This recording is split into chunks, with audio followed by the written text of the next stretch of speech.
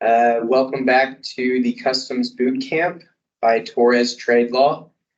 As I mentioned, the first three buckets were really classification, valuation, and country of origin. Classification and valuation went a touch long, which isn't surprising because this entire morning could likely be spent on either one of those. So we'll just pick up country of origin and cover that in front of this next section, which is going to be on request for information and customs audits. So hopefully everyone's back now and we'll launch into country of origin. We can go next slide.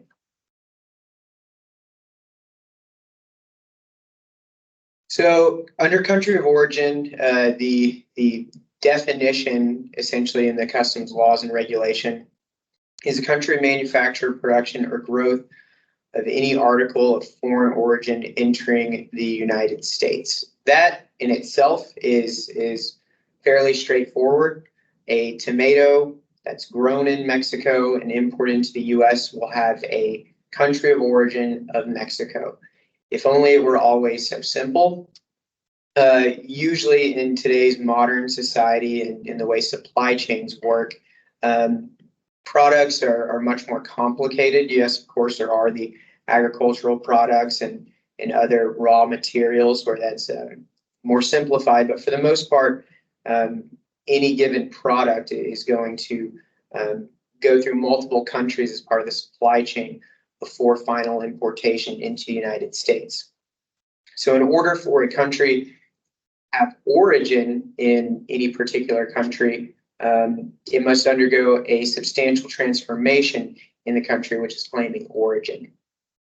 Substantial transformation is referenced in the regulations, but the definition really comes from case law, from the US court system. And the definition of substantial transformation is where an article emerges from a process with a new name, character, or use. And as you can imagine, when you get into the rulings, a new name is quite an interesting concept because that's somewhat subjective, but absolutely rulings have been made as that one of the bases. And then also a new character or new use, different from that possessed by the article prior to processing. Substantial transformation is an incredibly important concept under country of origin. So this is something that really needs to be analyzed, and we'll discuss later. Sometimes that means even getting a binding ruling for customs. Country of origin is important for a number of reasons. It can impact the duty rate. So I mentioned earlier the Section 301 tariffs on Chinese origin goods. Well, there, if your origin is China, more likely than not, there's going to be a 25% additional duty on the product. Of course, there are exclusions, and there are some items that weren't captured under the original tariffs, but origin is hugely important there, and so is an article that maybe is coming from Vietnam or Malaysia or somewhere else in Southeast Asia, or even from Mexico or anywhere in the world. Making sure that that's the correct country of origin that's being declared, and it's not really a Chinese product that has gone through another country, been transshipped there. So another reason. Also, the applicability of free trade agreements is hugely important in country of origin. There's special rules for the U.S., Mexico, Canada agreement, NAFTA 2.0, I think some still call it that. That has specific origin rules. There's a few other uses for origin. One of the major ones when we're talking about monetary impact is anti-dumping and countervailing duties. So very briefly, anti-dumping duties are placed on certain products from specific countries when there is undervalued product dumped into the United States that causes material injury to domestic industry. And there's a whole process of review conducted by the Department of Commerce, International Trade Commission, to determine whether that's occurring. And if that is determined by those agencies, then an order is put out against manufacturers or exporters from certain countries, and huge levels of duties, 200, 300% duty rates or more are applied to those particular products from those countries. Same idea with countervailing duties. In that situation, there's the involvement of a foreign government that is subsidizing, artificially deflating the price of those goods.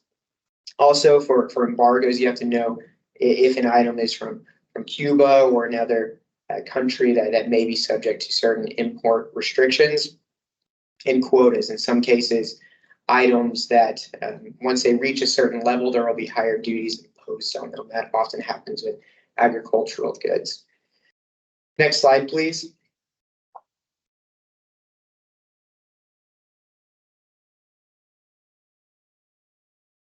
So another aspect of country of origin, to clarify here, the country of origin must be declared in the entry documentation upon import. The country of origin also must be marked on the product being imported in most situations. So that marking must be placed legibly, indelibly, and permanently as the nature of the article will permit, to indicate to the ultimate purchaser in English the name of the country of origin of the article. That's actually important. There's several rulings out there where an article was marked, but not in the English name. Good reason, as we'll go over in tips, to be in great contact and with a great relationship with your supplier or vendor, because they will need to mark it. The importer will be responsible for the failure to mark, but your supplier will need to mark it, and it needs to be clear to them that marking needs to be in English. So it's important, this phrase in the statute about marked as permanently as the nature of the article will permit. A great example here is, for a steel bar, it may be stamped into it or cast into, raw material like that. You're not going to be able to put an impression into an orange or an avocado with the country of origin. That's why when you go to the supermarket, you'll see the stickers there. And that's based on the nature of the article.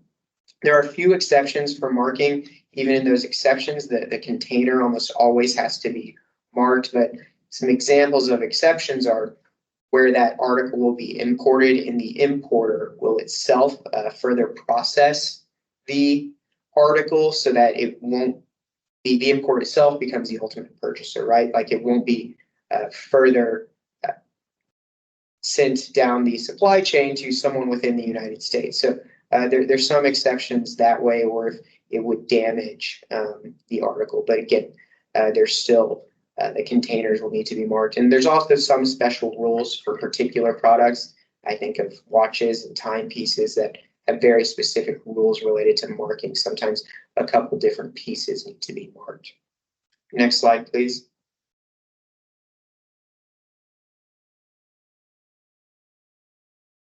So just a few tips. I mentioned earlier, substantial transformation is incredibly important concept for country of origin. We're seeing this a lot. I even gave the example of Section 301 tariffs and companies deciding to move supply chains out of China. And that's not an easy process. It can be hugely expensive, hugely time consuming. It's not something to undertake lightly. So before you go through the process of moving supply chain, it's not a bad idea to obtain certainty from customs that the movement of that supply chain and whatever work is now being done in this third country, whether it's Vietnam or Malaysia, Indonesia, Taiwan, whatever work is now being done there is enough of a transformation to be substantial so that the country of origin will no longer be China. Because the worst case scenario is you go through the process and commit the time and resources to moving your supply chain, and then it still is not enough of a transformation. You still have country of origin China, even though you are undertaking work and processing in another country. As I mentioned, for classification rulings, this needs to be based on a prospective transaction. So submit that ruling before this is already taking place and you're importing product from this moved supply chain. If you're not getting a binding ruling, you still need to document your country of origin analysis, as we'll see coming up next. Request for information. Customs can and will ask for documentation. That is their right. and if you're unable to produce it, you will not be able to support it. In some contexts, depending on the document, if you're unable to produce it, it can lead to penalties for failure to maintain records. Next, as I mentioned before, in dealing with your suppliers, this is country of origin, so you can confirm that they are actually either conducting enough processes to create a substantial transformation, or their good truly originates in the country of origin, because the importer will be the one that is responsible for providing the correct country of origin in the entry documents, and then also for the marking as well. We've seen situations where there's mistakes related to marking, and it had to do with the vendor not putting the appropriate or any marking on the goods. If you're claiming a free trade agreement, you have to make sure you can support it. In some cases that requires documentation based on the implementing statute.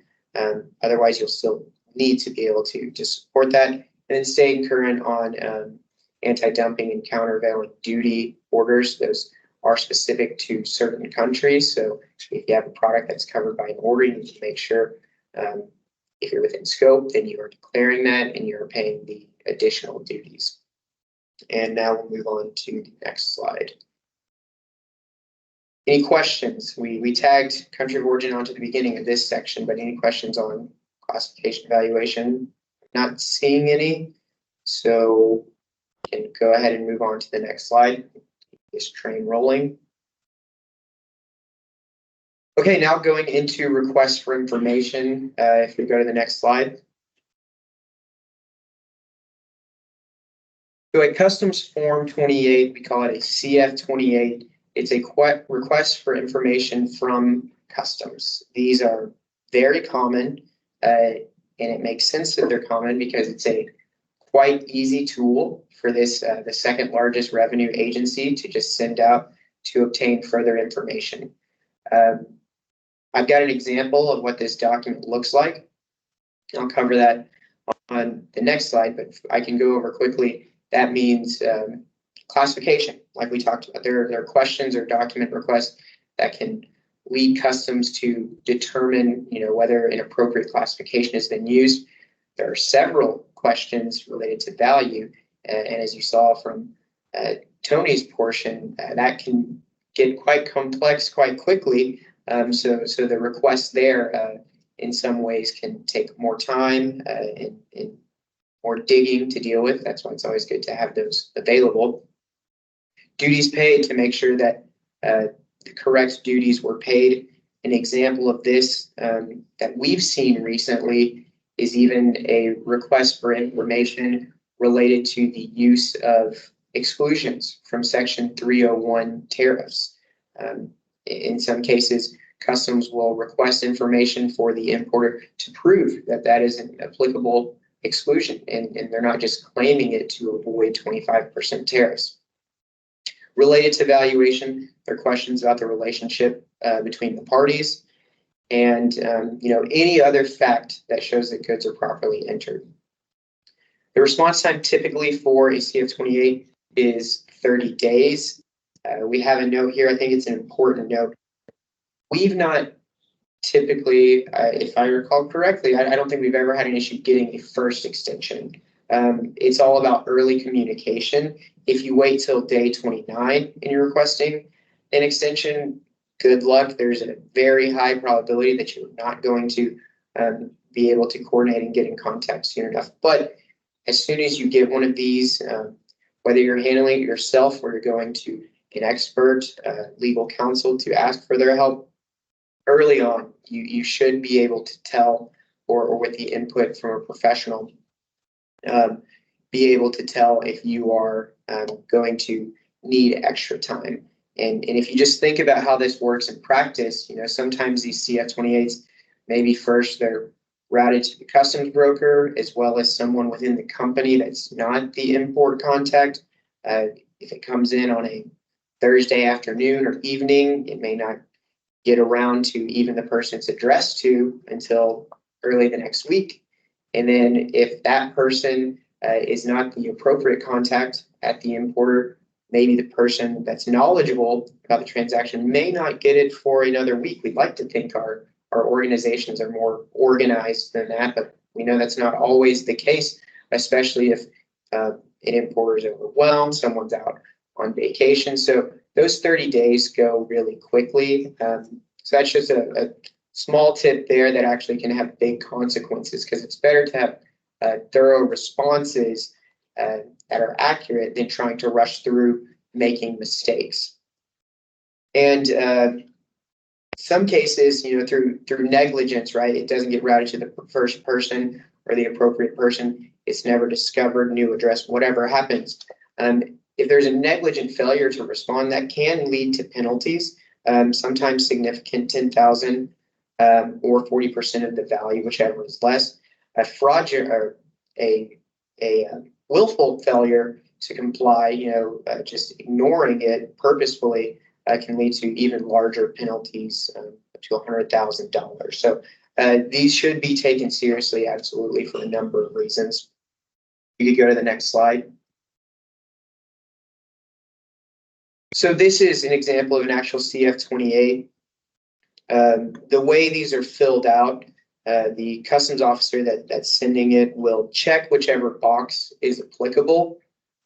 We've seen situations where none of the boxes here are checked, either for the indicated to answer the question or to the document request.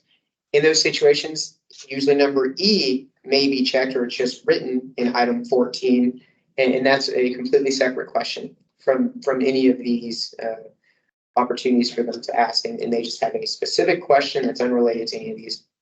We've also seen every single box being checked. And talk about getting an extension when you're having to respond to all these, and we'll go over them in a bit of detail. It can absolutely take some time, especially if there's multiple transactions that are being requested, which we have seen. So the very first one here, 12A, related party.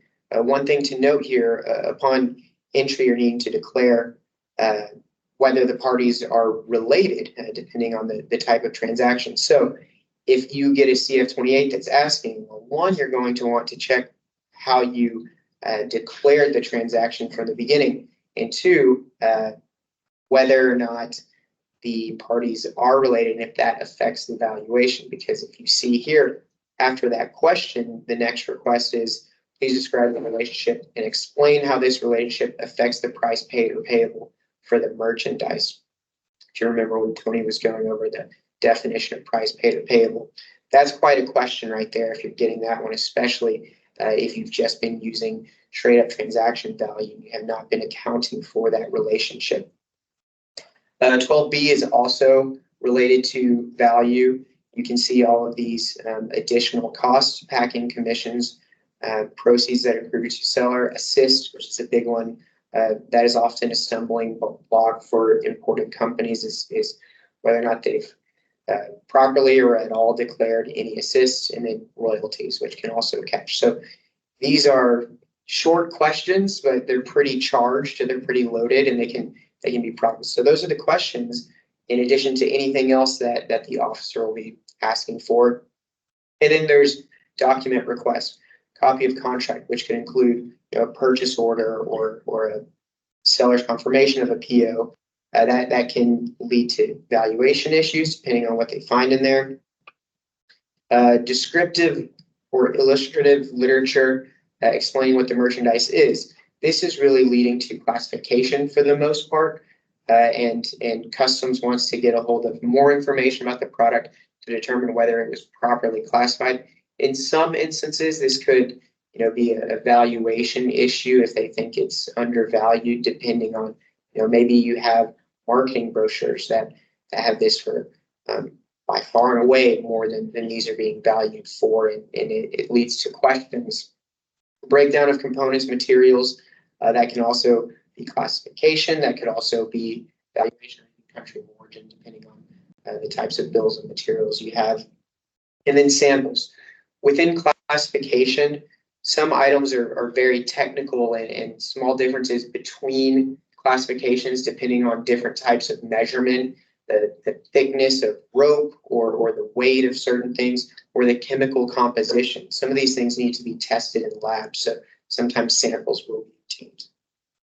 And so that's briefly what you're typically seeing on a CF-28. Like I said, it can be open to all sorts of questions if E is checked and see item 14 below, involving whether parties have the right to make entry, any other questions that can lead to discovery of classification or valuation issues. So that's CF-28. Next slide, please. So that's a request for information. There's also a customs form 29, which is a notice of action. But within that, you'll see the example at the bottom of the slide. That can be a notice of action, which will result as proposed action, or it can be a notice that action has been taken. So sometimes a CF-29 comes without a CF-28 preceding it. Sometimes a CF-28 will come into an importer. The importer will respond, and maybe customs does not agree with the response, and that will involve usually a duty rate difference. So if customs doesn't agree with the classification with which you respond to or defend your classification in the CF-29, you may next receive a CF-29. You'll either have action has been taken, in which case the product will begin liquidation at whatever duty rate they're saying, or if you get another bite at proposed action. So if there's proposed action, then it's going to come in the form of another opportunity to respond. It's 20 days, and then it will be similar to a CF-28 response. The difference being, whereas one is a request for information, a bit lighter, not to take it lightly, but not the same as this is our proposed action. It's a stronger stance from customs. So respond accordingly, but as always, respond thoroughly and obviously truthfully. Then if we can move to the next slide, please.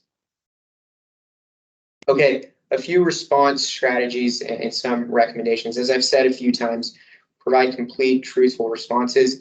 One note to that, you don't want to provide extra information. You want to respond to every question, and you want to respond in detail to answer the question, but that doesn't mean you just give away everything to customs. Don't answer questions that aren't asked, but do answer every question that is asked.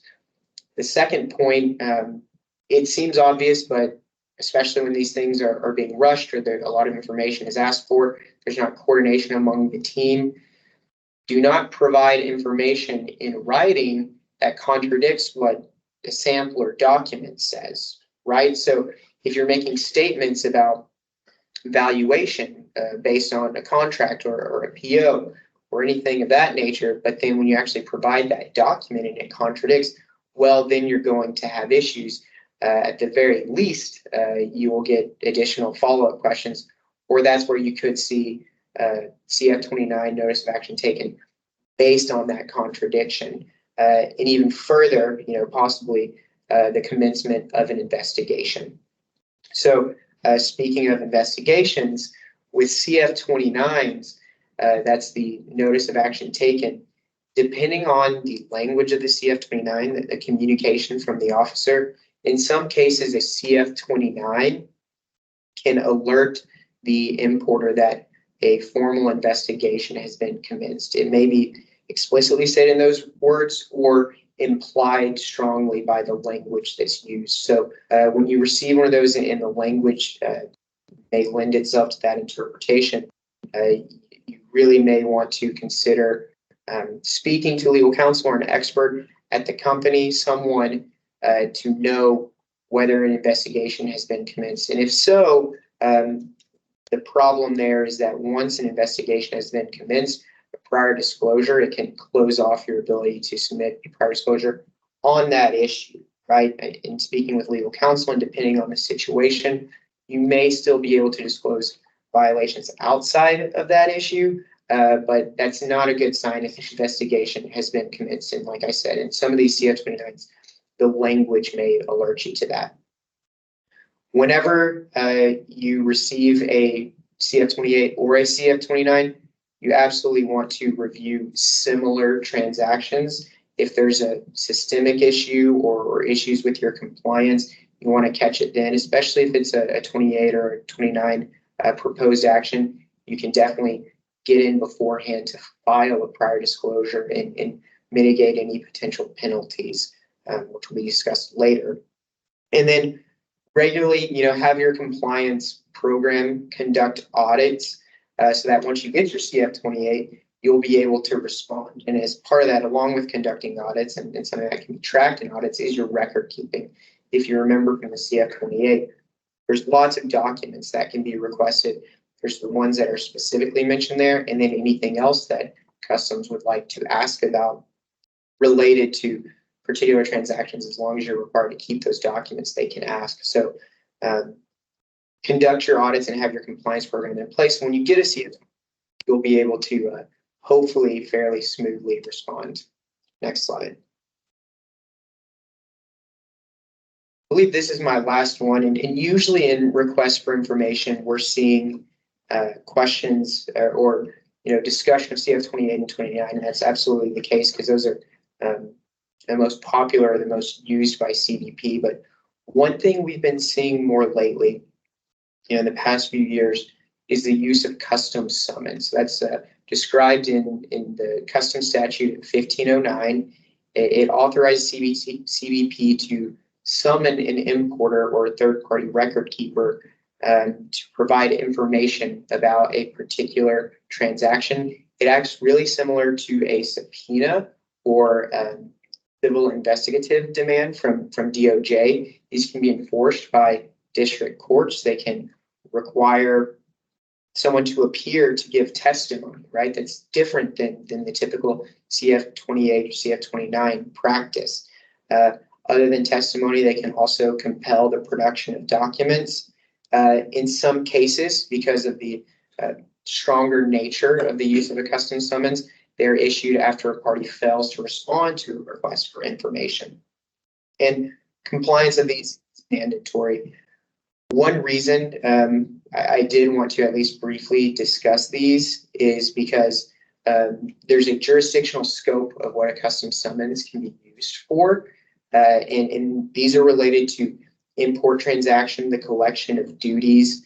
But we have seen, Department of Homeland Security agencies, including Homeland Security Investigations and ICE, Immigration and Customs Enforcement, using these custom summons outside of that jurisdictional scope. And this is not just limited to trade news information. Major news outlets have reported on these before because there have been some dressings down from the Department of Homeland Security to some of these agencies who are using these summons outside of the scope of what they're meant to be used for in context of export transactions, in context of larger investigations involving immigration. I believe there was a Twitter account that Customs or HSI, a Department of Homeland Security agency, sent to Twitter to get information about the identity, someone on a Twitter account.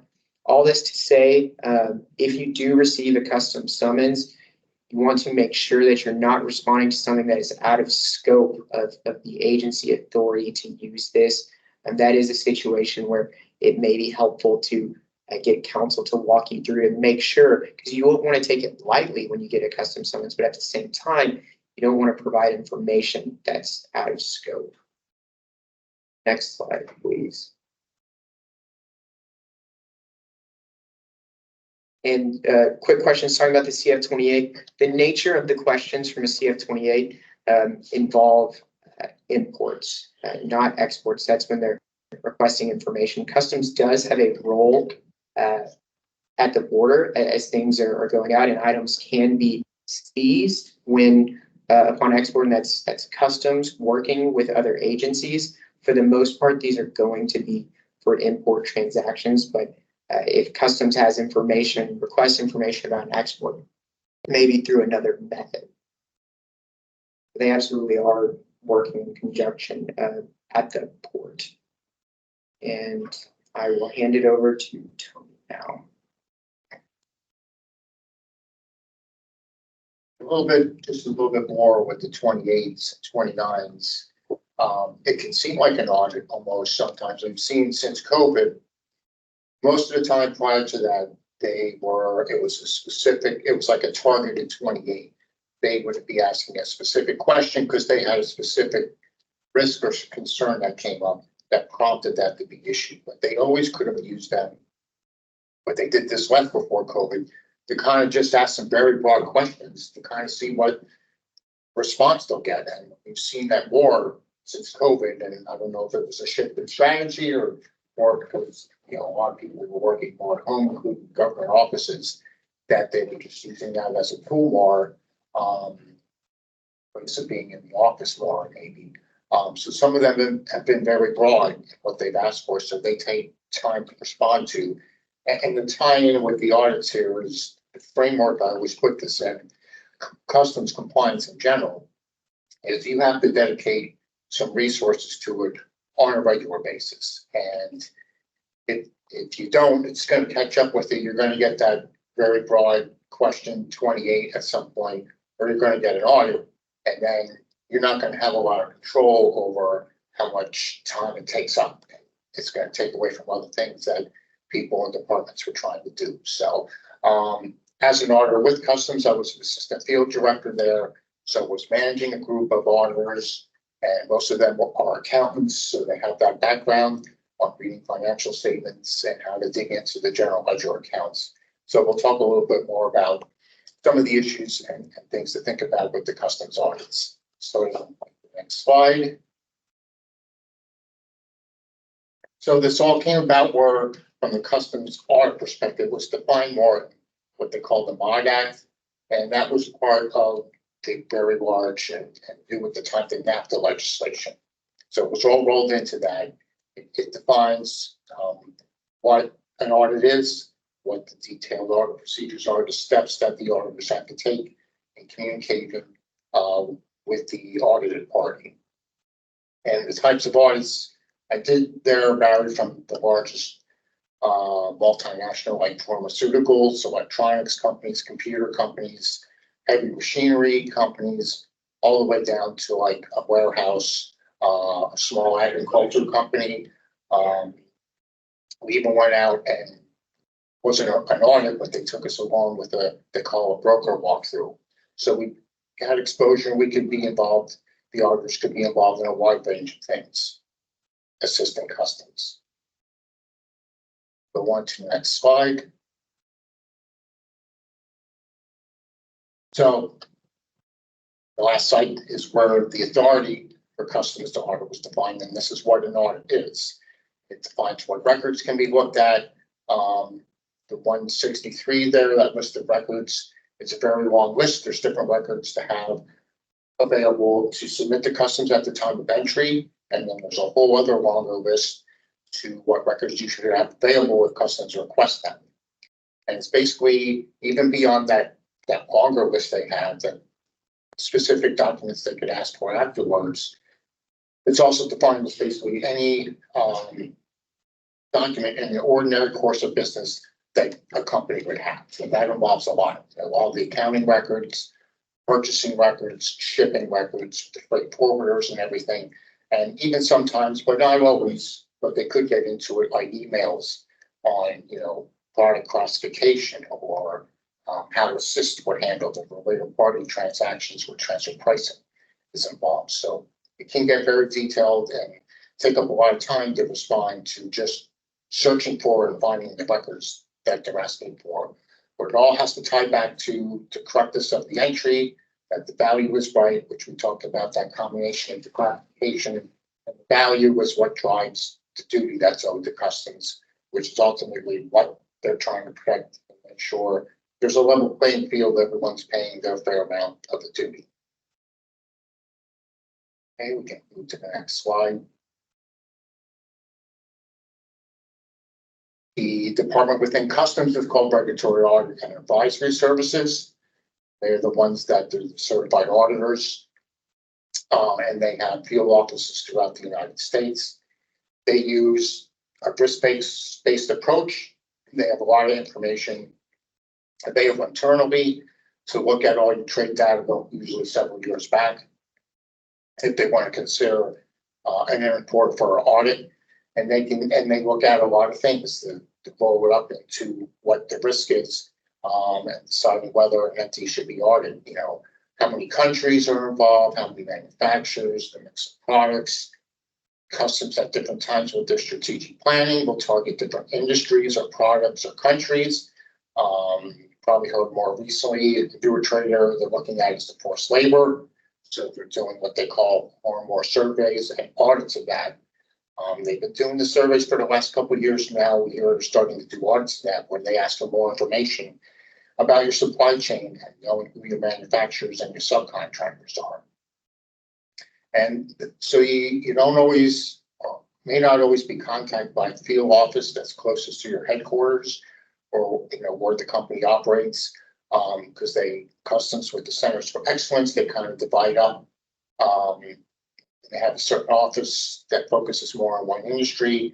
So if you're in pharmaceuticals, you may hear from a different office, you know, in California, depending on who handles what. So you can be contacted by, you know, any office.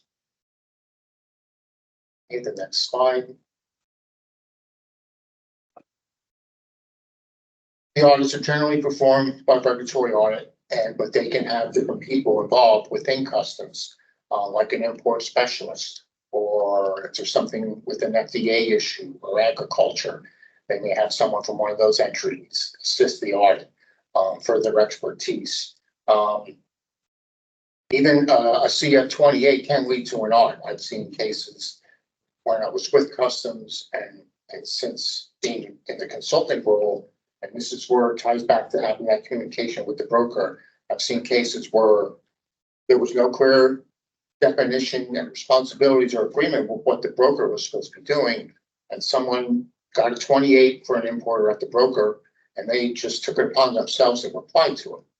Well, they didn't include everything they should have because they don't know, they don't have all those internal specs maybe about a product, or they don't have the accounting records to answer a valuation question.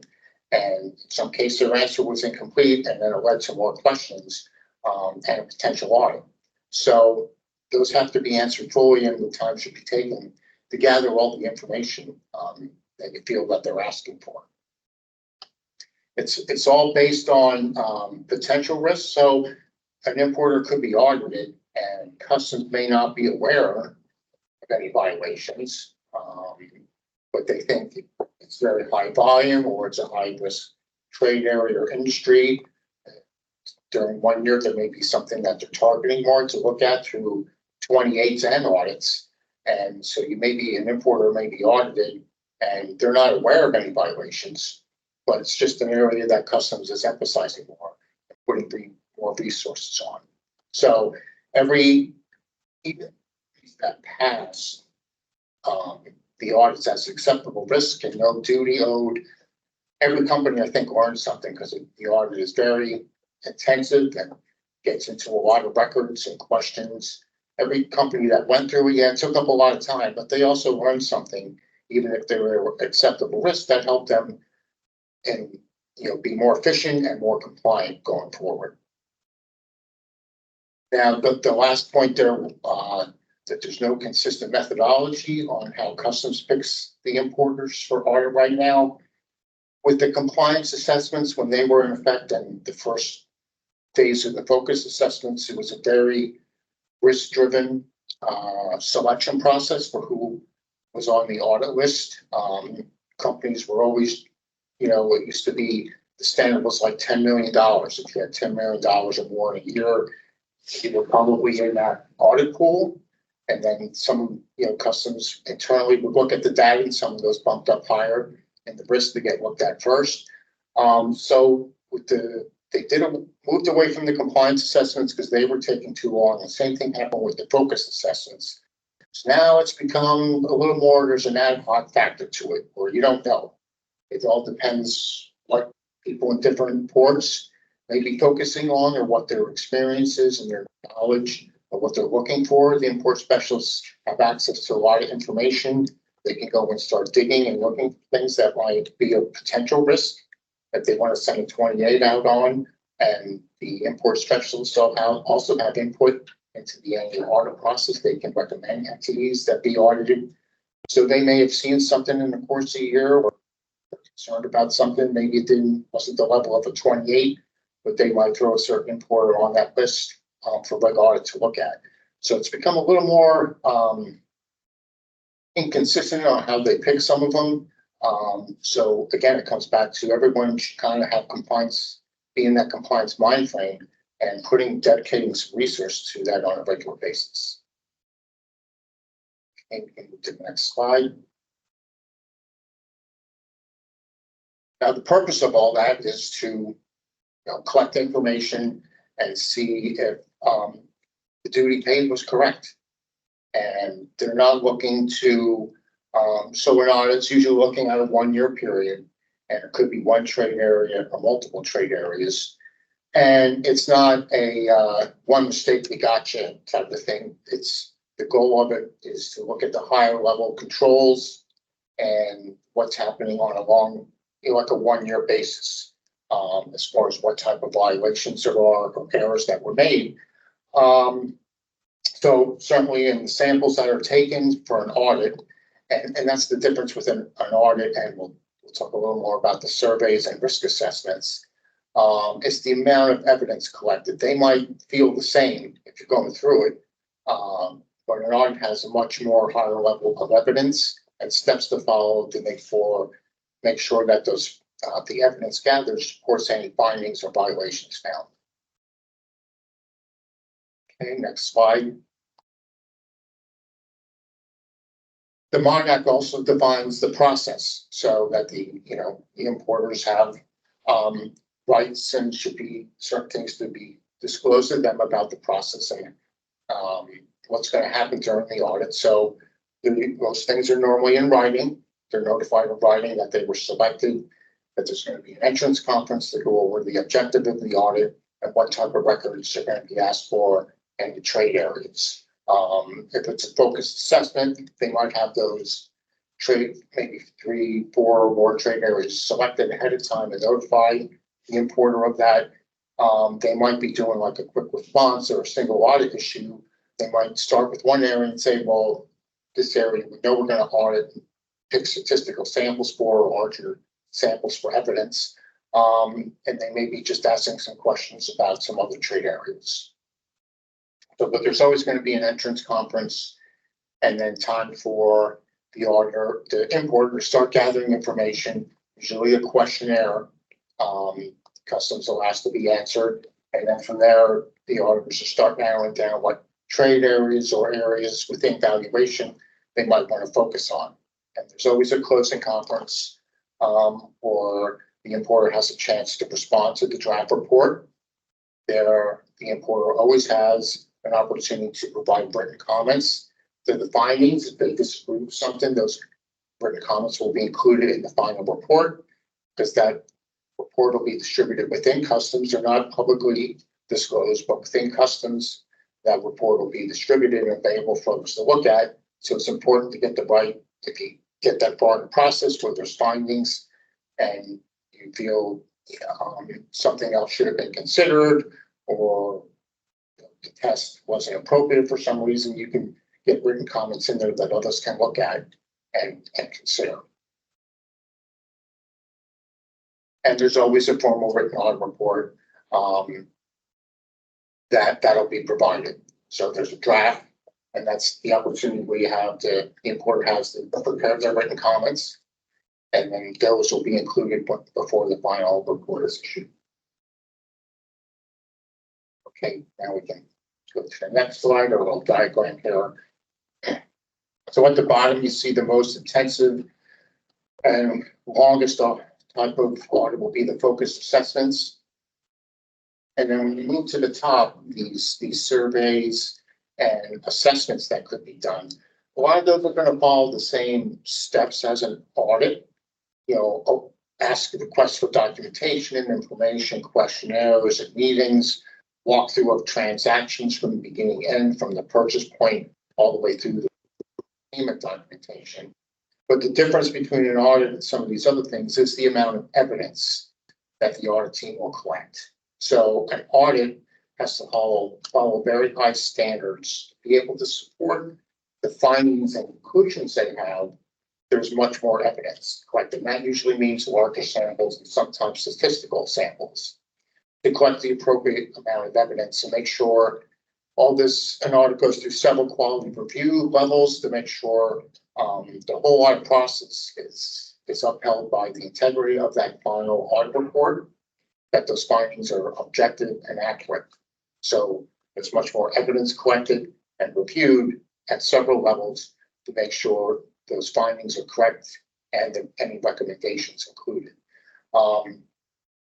The importer self-assessment program is not as many importers are actively involved in that right now, but that customs would review the work that the importer did in preparing for that and applying for it and preparing for it.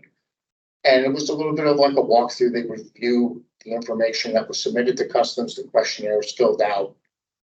They could ask more questions, of course, the team that went out to do that review.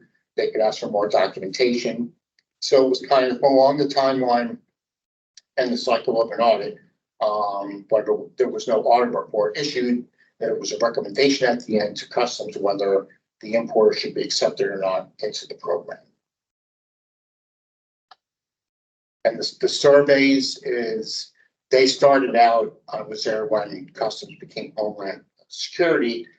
The first type of survey that was done was for like the supply chain and the CT path. That was all a big emerging issue after 9/11. So that was some of the first type of survey audits that were done, where the supply chain, where we were just, if we had 3 areas in a focused assessment, they would tack on supply chain if they thought it was relevant. And it was the questions to ask to help raise awareness. Usually that's what it is. It's usually like a sign from customs, these survey areas, that they're thinking a couple years down the road, it's not just going to be a survey, it's going to be a trade area in the audit. So the kind of things to pay attention to, that customs put it on the radar to put more resources into and more monitoring. So even if it's not relevant now, you're not at high risk for a certain area. It's something to keep to be aware of and watch more where customs is going with it, because they're probably gonna, in the future, they probably already have in mind to start doing some audits on those areas. Okay, the next slide. This again, we talked about the focus assessments are the most broad type of audit in the scope. A quick response audit is like a single issue. It could just be classification with an importer. If it's, or it could be just one classification that's maybe more at risk that customs may be interested in auditing. It could be part of value. It could be it's an industry they know, it's common that there assists. So they want to have, the audit team's going to go in and they're going to look for assists. They're going to ask for the general ledger, the working trial balance, as for example, transactions from certain general ledger accounts, and kind of keep it focused.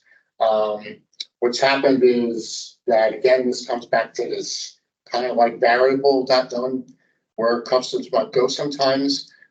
There's also been what started out as quick response audits in one area that got expanded because there wasn't good responses probably, and the documentation wasn't supporting things like it should be. So they can be expanded into other trade areas, even if it just starts out with something with classification or value. Customs also coordinates things for other agencies like FDA, the Trade Commission, and other things. They don't have as many compliance and enforcement efforts, so they kind of coordinate that through customs. So customs could get like a referral from FDA. They want an importer looked at for a certain reason. And customs could be like the lead agency on that, with a notice. Maybe if they send out a 28 that the response isn't acceptable to, that could wind up in penalties and something being processed through the customs fine, penalty, and forfeiture office. And the thing to keep in mind again is, this $10 million used to be like the criteria for your volume of imports and whether you're in the audit pool or not in the audit pool. Customs is looking at even smaller importers now because they're targeting certain trade areas, or certain things going on with the like the section tariffs. The section tariffs, you have to remember that Customs is probably just starting to look at that, and that issue, even if they went away tomorrow, that issue is going to be hanging like a cloud over something for a long time because Customs has a 5-year statute that they can go back and look at it. So even if they go away tomorrow, Customs will probably still be looking at that on some level, because it's an area where there's a lot of risk, and obviously it's really impacted the competitiveness of some companies with importing and their costs. And Customs knows that there's a lot of risk and different things creatively that have been going on in that area with transshipment and undervaluation. So that's a big area to keep in mind. Know how much volume you have overall and how much section duties you're being paid, to be aware of where you stand risk-wise in that area. Final report is always going to be acceptable risk or unacceptable risk. If it's unacceptable, part of that evidence collected is going to be getting into what the cause was. You may have a finding for valuation related to assist where the materials were being purchased by the importer and provided, and that wasn't being included in the inner value. Well, the audit process and the methodology includes outlining what the cause was. So that's going to get into some different questions and maybe more documentation, try and figure out what that was. It can't always be figured out very clearly, and it could, and then the auditor might just say it was like no written procedures or something like that. But the goal of the auditor is to try and get enough information to make it as the cause as specific, identify the cause possible, because the audit report's also going to include recommendations, and to make those the right recommendations, you want to identify the thing that most caused the problem. Okay, the next slide.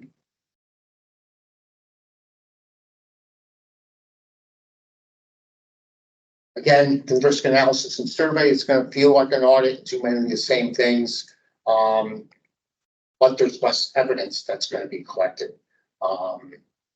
But it still is pointing out that this is an area that Customs is emphasizing and has on their radar to look at more. So if you hear about the type of risk analysis or survey they're doing with other importers, and you're in that same type of industry, you know, that's something to be aware of, and plan a little bit for that, go through the risk assessment and look at your procedures and what you have in place. Okay, next slide. Reasonable care. So what Customs is looking for within the audits and is the resources and emphasis that a person would reasonably expect someone to do to be compliant. So Customs, when they expecting importers to do that risk analysis, they're not expecting that every little thing that could be a violation or go wrong to cause a violation is going to have procedures for and talked about in weekly meetings. It comes back to the risks. So you have to know what your risks are, what's the biggest risks you think you have, and then address those first. And then it's a continuous loop of putting procedures in place and monitoring if they're working. That includes looking at entries, beforehand, a sample of entries before they're made, that the right information is to the broker to make sure that declaration is correct, and then doing post-monitoring after the entries are made. And part of that is looking at the broker did their part and the information was entered correctly from the documentation that they're provided. So it's a continuous loop. Then you look where the errors were things not working right, or is there new procedures needed somewhere, and that's the continuous commitment of resources and loop that Customs is looking for.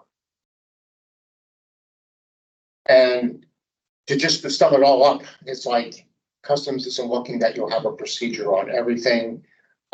They realize that even with the right procedures in place. Can't have a step or procedure to cover everything.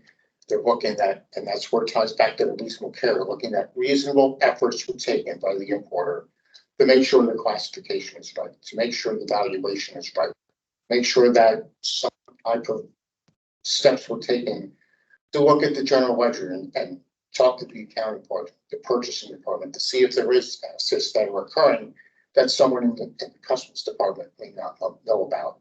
And so it can be a long process, and if you get selected for an audit, you just have to take it step by step. And what you want to do is just answer the questions that the auditors have as fully as possible. It covers a lot of areas. They're not expecting you to have an immediate answer for everything. So if you're sitting in a meeting and you're like, you don't know about something, how it really works, or what the interaction is between the broker and the importer and the customs department on something, it's okay to say that. And then you know, be specific when you can get an answer and reply back to it. You're not expecting, it's better to say you don't know something than to give what you think is the right answer. And then it turns out that it's incorrect, because then the audit team might just want to dig further in that area if they're not sure the correct answers or information are being given. So it's just going through it step by step. And even if you just take one trade area to start and do a risk assessment and look at the procedures you have in place and start thinking about the whole process that way, sooner or later, like I said, everyone's going to get a 28 or be selected for audit. So it's always something to be thinking about and start planning for. Great. Well, so we are at about 11:58. We will reconvene in here in 4 or 5 minutes, give everyone a brief break as promised, and then we'll come back and Olga will be presenting on disclosing violations enforcement.